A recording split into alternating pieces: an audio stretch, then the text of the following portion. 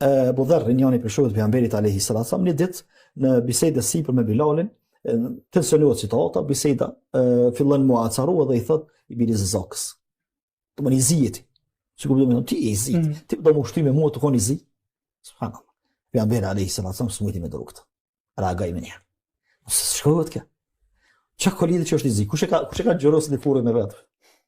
Edhe i thot, Abu Dharr, ki halom mbetje të ignorancës para islamit, se në islam edhe musliman edhe me i nënçmu njerëzit këtë formë nuk shkon. Kjo është sa i përket anës fizike të njeriut që absolutisht nuk lejohet me fol për të. Pse? Për arsye se domethënë është përbuzje e veprave të Allahut, se na jemi vepra e Allahut. Allahu na ka kriju neve.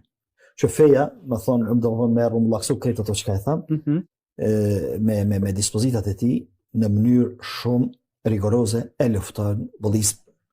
Përkundrazi e llogarit bullizmin si element çrregullues shoqëri. Qysh, mos llogarit ti më ka një shoqëri e lidhur kur unë e përqeshi ato, ai më përqesh mua, ato si mi të lidhun kështu.